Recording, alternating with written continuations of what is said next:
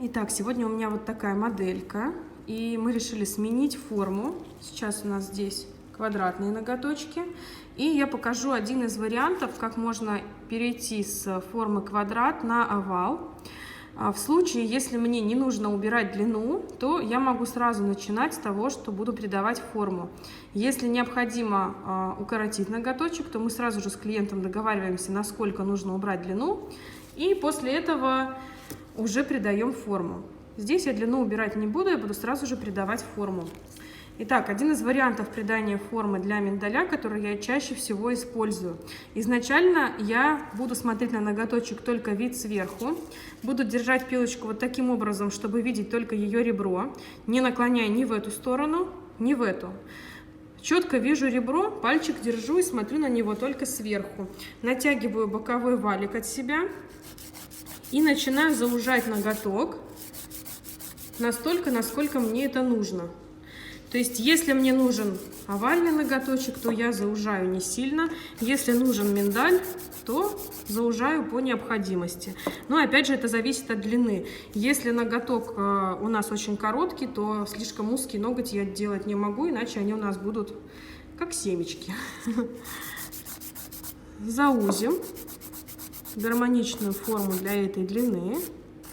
С одной стороны, слегка можно уже прям сразу подзакруглить, но в основном здесь, как видите, прямая линия такая получается. Смотрите, при таком опиле у меня сейчас с этой стороны вот такой есть вид.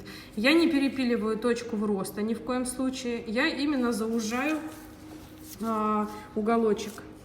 И здесь тоже также взяла пилочку, вижу только ребро пилки и иду на заужение.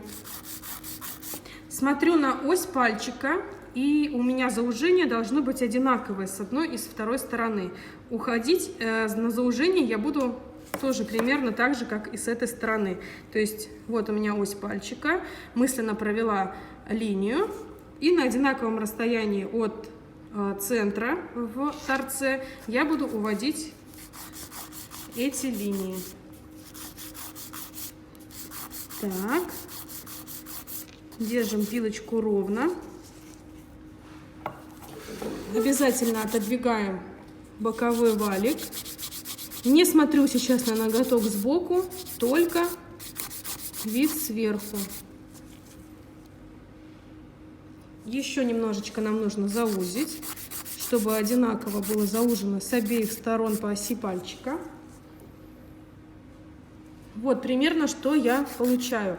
Теперь продолжаю смотреть на ноготочек только вид сверху. И теперь я буду закруглять вот эти уголочки.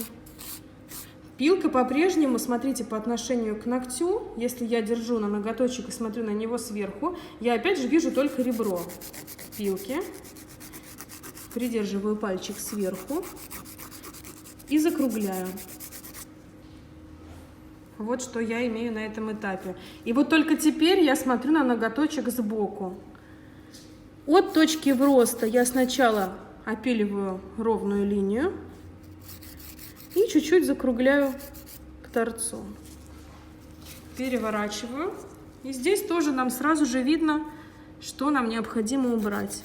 До точки в роста прямая линия и чуть-чуть закруглили. И при таком опиле до снятия покрытия я сразу же вижу, где и сколько мне нужно убрать. Смотрите, если бы ноготочек был клюющий, то в этом случае я могла бы сразу поднять его наверх, да, вот такими движениями я бы его подняла. Этот ноготочек у меня не клюет, и я сейчас сразу вижу, с какой стороны сколько мне нужно убрать. Вот она, эта толщина, и сейчас я буду по стандарту убирать толщину и уже дальше выполнять выравнивание, как обычно.